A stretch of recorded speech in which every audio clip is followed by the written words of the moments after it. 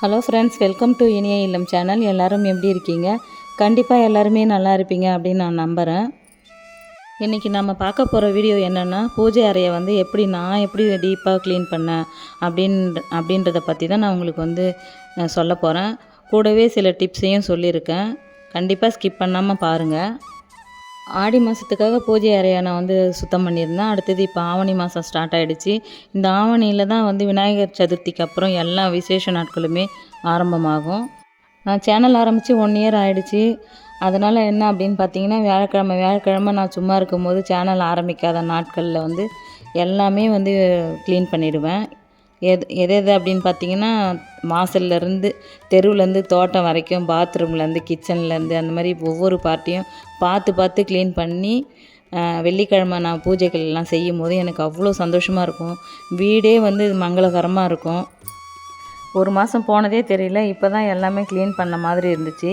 அதுக்குள்ளே பூஜை ரூம் கலையே இல்லாமல் போயிடுச்சு. நமக்கே தெரியும் நாள் ஆக பூஜை ரூமில் இருக்கிற டஸ்ட்டெல்லாம் க்ளீன் பண்ணியே ஆகணும்னு. ஏதோ கடமைக்கு பூ போடுவோம், தீபம் ஏற்றுவோம், சாமி கும்பிடுவோம். சாமிக்கே நம்ம திமிக்கி கொடுத்துட்டு போயிட்டுருப்போம். இருங்க வரேன் நான் க்ளீன் பண்ணுறேன் அப்படின்னு சாமிக்கிட்டலாம் பேசிக்கிட்டே போவேன். பூஜை ரூமை தாண்டி போகும்போதெல்லாம் பார்த்துட்டு சிரிச்சுக்கிட்டே தான் போவேன். எனக்கு எதுவும் பனிஷ்மெண்ட்டு கொடுத்துடாதீங்க, நான் க்ளீன் பண்ணிடுறேன் அப்படின்னு எனக்குள்ளேயே நான் பேசிக்கிட்டு வருவேன். அப்புறம் சாமியெல்லாம் என்கிட்ட சொல்லும், இரு உனக்கு நிறைய சோதனையெல்லாம் தரேன் அப்படின்ற மாதிரி தான் போன மாதம் வச்சு செஞ்சிடுச்சு என்ன. அதுக்கப்புறம் ஏன் நான் நிற்கிறேன், கண்டிப்பாக இது க்ளீன் பண்ணியே ஆகணும். எனக்கும் நெகட்டிவ் தாட்ஸ் நிறைய வந்துருச்சு. நெகட்டிவான விஷயங்கள் நிறைய எனக்கு காதில் விழுற மாதிரியும் ஆயிடுச்சு. மனசே சரியில்லை சுத்தமாக. அப்புறம் எதுக்கு நான் சும்மா இருக்கேன், ஓடி போய் சாமி ரூமை க்ளீன் பண்ண ஆரம்பிச்சிட்டேன். அப்படியே ஒரு வீடியோவாக எடுத்துடலாம் அப்படின்னு தான் இப்போ வீடியோவை உங்களுக்கு நான் கொடுத்துக்கிட்டு இருக்கேன். சாமி ஃபோட்டோலாம் துடைக்கணும். அந்த மேடை மேலே இருக்கிற தூசி எல்லாத்தையும் நம்ம டஸ்ட்டெல்லாம் எடுத்து விட்டுடணும். காஞ்ச பூக்களோட சருகுகள், அதுக்கப்புறம் சிலைகள்லாம் எடுத்துடணும். பார்த்து பத்திரமா எல்லாமே தனித்தனியாக, ஃபோட்டோஸ்லாம் தனியாக, சிலைகள்லாம் தனியாக, எண்ணெய் பாத்திரங்கள்லாம் இருக்கும் பூஜை பண்ணுறதுக்கு, நம்ம விளக்கேற்றுற பாத்திரங்கள் அது தனியாக, எண்ணெய் பிசுக்கு இல்லாத பூஜை பாத்திரங்கள்லாம் தனியாக, அந்த மாதிரி பிரித்து நம்ம தனித்தனியாக வச்சுட்டோம்னா க்ளீன் பண்ணுறதுக்கு நமக்கு ஈஸியாக இருக்கும். அப்படி தான் நானும் எல்லாத்தையுமே எடுத்து வச்சுட்டேன். அந்த சாமி மேடையை துடைக்கிற தண்ணியில் மஞ்சள், பச்சை கற்பூரம், ஜவ்வாது போட்டு நல்லா தொடச்சி விட்டுட்டேன். நார்மலாக தரித்திரம் போகணும் அப்படின்றதுக்காக தான் நம்ம கண் திஷ்டி போகணும் அப்படின்னா தண்ணியில் கல் உப்பும் மஞ்சளும் தான் கலந்து தொடச்சி விடுவாங்க. ஆனால் இப்போ எல்லாருமே பச்சை கற்பூரத்தையும் சேர்த்து தொடச்சி விடுறாங்க. கோயிலில் இருக்கிற அத்தனை வாசனையுமே நம்ம வீட்லேயும் வரணும் அப்படின்னு தான் இப்போ எல்லாருமே அந்த பச்சை கற்பூரத்தை யூஸ் பண்ண ஆரம்பிச்சிட்டாங்க. அதோட முக்கியமான ஒரு பெனிஃபிட் என்ன அப்படின்னு பார்த்திங்கன்னா, தெய்வ சக்தியும் செல்வ வளங்களையும் அது கண்டிப்பாக ஈர்த்து கொடுக்குற ஆற்றல் அதுக்கு இருக்குது. பூஜை அறையை க்ளீன் பண்ணுறப்பவே சாமி சிலைகள் சிலதையும் சில ஃபோட்டோக்களையும் நான் எடுத்து வச்சுட்டேன். எல்லாமே 2 இருந்துச்சு. தேவைப்படுறப்ப நம்ம பூஜைக்கு யூஸ் பண்ணிக்கலாம். வருஷத்தில் ஒரு முறை கொலு வச்சுட்டு மறுபடியும் நம்ம எடுத்து பயன்படுத்துறது இல்லைங்களா, அது மாதிரி தான் நானும் நினச்சிக்கிட்டு எடுத்து வச்சுட்டேன். முக்கியமாக நம்ம பூஜை அறையை க்ளீன் பண்ணிவிட்டு பூக்கள்லாம் போட்டுட்டு அரேஞ்ச் பண்ணிவிட்டு முதல்ல நம்ம செய்கிற வேலை அப்படி எதுன்னு பார்த்தீங்கன்னா, கலசம் வைக்கிறது தான். அதை பிரம்ம முகூர்த்த நேரத்தில் நீங்கள் கண்டிப்பாக வச்சுருங்க. 4 கிழமெல்லாம் நீங்கள் பார்க்க தேவையில்ல. நிறைஞ்ச பௌர்ணமி, அமாவாசை அப்படிலாம் நான் பார்க்க மாட்டேன். நான் அடிக்கடி சொல்லியிருக்கேன், பிரம்ம முகூர்த்த நேரத்தை விட சிறந்தது எதுவுமே கிடையாது. அந்த நேரத்துக்கு எந்த தோஷமும் இல்லை அப்படின்னு தான் பெரியவங்க சொல்லியிருக்காங்க. நான் அந்த நேரத்தை யூஸ் பண்ணி தான் நான் இந்த கலசத்தை நான் வைக்க ஆரம்பித்தேன். அந்த கலசம் வைக்கிற முறை அப்படின்னு பார்த்தீங்கன்னா, ஒரு பித்தளை தட்டோ, இந்த மாதிரி பீங்கான் தட்டு, அந்த மாதிரி சில்வர் மட்டும் வைக்கக்கூடாது. பீங்கான் தட்டோ இல்லை பித்தளை தாம்பாள தட்டிலையோ அச்சதையை போட்டு அதுக்கு மேலே 5 ரூபாய் நாணயத்தை வச்சு கலசம், பித்தளை கலசம் தான் வைக்கணும். வச்சுட்டு உங்கள் சாமிக்கு உள்ள குலதெய்வத்துக்குள்ள பூசையை அதில் போட்டு, தண்ணியில் குலதெய்வ கலசத்துக்குன்னு இருக்கிற தண்ணியில் என்னென்ன பொருள் போட்டிருக்கோம் அப்படின்னு நான் காமிச்சிருக்கேன். அதை எல்லாத்தையும் போட்டுட்டு மாங்கொத்து உடச்சி வச்சுருங்க. 5, 7 அப்படின்னு சொல்லுவாங்க. ஒரு கொத்தாக உடச்சி வச்சா அது கணக்கு கிடையாது, எண்ணிக்கை கிடையாது. அது மாதிரி தான் நானும் வச்சுருக்கேன். முதல் நாள் க்ளீன் பண்ணுறது எல்லாமே பண்ணிவிட்டு மஞ்சள் குங்குமம்லாம் வச்சு அரேஞ்ச் பண்ணி வச்சுட்டு தான் பிரம்ம முகூர்த்த நேரத்தில் கலசம் வச்சேன். கலசம் வச்சுட்டு இப்போ இந்த சாமி ஃபோட்டோவில் இருக்கிறது தான் என்னோடய குலதெய்வம். இப்போ நான் கோலம் போட்டுக்கிட்டு இருக்கிறது ஒரு ஸ்டென்சில் தான். இது மீஷோவில் தான் வாங்கியிருந்தேன். கோலம் போடுறது அந்த இடம் க்ளீன் பண்ணுறதுக்கு ஈஸியாக இருக்கும் அப்படின்னு தான் இந்த ஸ்டென்சில் வாங்கியிருக்கேன். கலர் கோலம் தான் போட்டுக்கிட்டு இருக்கேன். அதில் இது மேலே தான் வந்து குலதெய்வத்துக்குன்னு ஒரு தீபம் ஏற்ற போகிறேன். அது என்ன தீபம் அப்படின்னு பார்த்தீங்கன்னா, ஜலதீபம் ஏற்றலாம் அப்படின்னு தான் நினச்சிட்ருக்கேன். ஜலதீபம் பற்றி நான் வந்து ஃபுல் வீடியோ அப்புறமா நான் லாங் வீடியோவாகவே கொடுக்குறேன். அதில் அவ்வளோ பெனிஃபிட்ஸ் இருக்குது. ஃபஸ்ட்டு ஒரு கண்ணாடி பவுலில் வந்து தண்ணி நிறச்சிக்கிட்டேன்.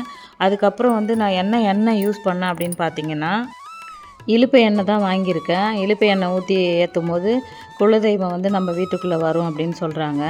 அதனால தான் இந்த எண்ணெயை ஊற்றி நான் ட்ரை பண்ணியிருக்கேன். ஃபஸ்ட் டைம் நான் இப்போ வந்து ட்ரை பண்ணியிருக்கேன். இதுக்கு முன்னாடிலாம் நெய் தீபம் தான் போட்டுக்கிட்டு வந்தேன்.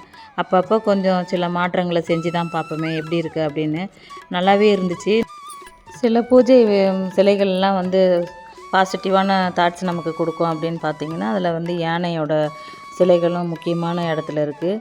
அதனால் நான் வந்து இதை மீஷோவில் தான் வாங்கியிருந்தேன். அந்த தோரணத்தை அதை சாமி ரூமில் தான் கட்டி விட்டுருக்கேன். இந்த முறை வந்து நான் வந்து லைனாக வந்து இந்த மாதிரி அகல் வச்சு ஏற்றி பார்க்கணும் அப்படின்னு ஆசைப்பட்டேன். எல்லா அகலையுமே அரேஞ்ச் பண்ணி வச்சுட்டு ஒவ்வொரு அகலுக்குமே பூ போட்டு வச்சுட்டு அதுக்கப்புறம் சாமி சிலைகள் விளக்குகள் எல்லாத்துக்குமே பூ போட்டு விட்டுட்டேன். அவ்வளோதான். அலங்கார வேலைகள்லாம் முடிஞ்சிடுச்சு. க்ளீனிங் வேலையும் முடிஞ்சாச்சு. இந்த தர்பை வந்து 2 பக்கமும் நான் எப்பயுமே வைப்பேன். தோஷம் இருக்காது, கண் திருஷ்டி வராதுன்னு சொல்லுவாங்க. தெய்வங்களுக்கு 2 பக்கமுமே வந்து கலசத்தில் தண்ணி வச்சுருக்கேன். அதுக்கும் பூ போட்டு வச்சுட்டேன். கலசத்துக்கு எப்பயுமே வாசனை நிறைந்த பூக்கள் போடணும். அதனால் மல்லிகைப்பூ போட்டு விட்டுட்டேன்.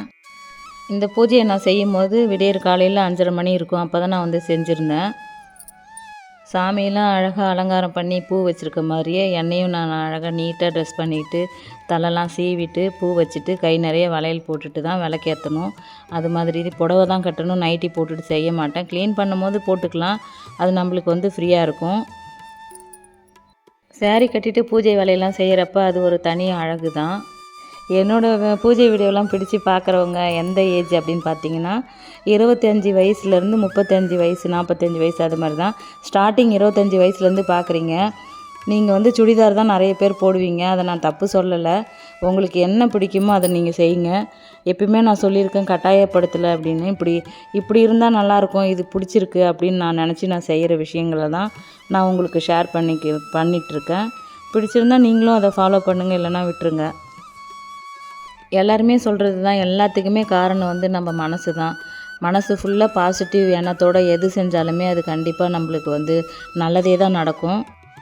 எல்லா தீபங்களையுமே ஏற்றி வச்சுட்டேன். மனசுக்கு நிறைவாக நான் என்னோடய பூஜை அறையில் இருக்கிற எல்லா இஷ்ட தெய்வங்களையும் குலதெய்வங்களையும் பஞ்சபூதங்களையும் நல்லா மனசார வேண்டிக்கிட்டேன். என்னோடய கஷ்டம்லாம் இன்னையிலேருந்து தீர்ந்து போயிடும் அப்படின்ட்டு நான் நம்புகிறேன். நீங்களும் எல்லாருமே நல்லா இருக்கணும் அப்படின்னு நான் சாமிக்கிட்ட வேண்டிக்கிறேன். முக்கியமாக ஒரு விஷயம் உங்கள்கிட்ட நான் ஷேர் பண்ணணும். என்னென்னா, புதுசாக யூடியூப்பில் வந்து ஒரு அப்டேட் வந்திருக்கு. ஹைப்னு ஒரு ஆப்ஷன் கொடுத்துருக்காங்க. அந்த ஆப்ஷன் எதுக்கு அப்படின்னு பார்த்தீங்கன்னா, என்னோடய லாங் வீடியோவுக்கு வந்து பாயிண்ட்ஸ் வந்து ஏறும். நீங்கள் அதை வந்து டச் பண்ணால் மட்டும் போதும். லைக் போடுற மாதிரி தான்.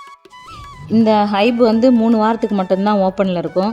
அதுக்கப்புறம் இருக்காது. அந்த 3 வாரத்துக்குள்ளே நீங்கள் கண்டிப்பாக அந்த ஹைப் ஆப்ஷனை வந்து டச் பண்ணுங்கள். அப்போ தான் என்னோடய சேனல் நல்லா க்ரோ ஆகும். அவ்வளோதான் ஃப்ரெண்ட்ஸ், வீடியோவோட நிறைவு பகுதிக்கு வந்துட்டோம். வேற ஒரு நல்ல பதிவில் நான் உங்களை பார்க்குறேன். தேங்க்யூ.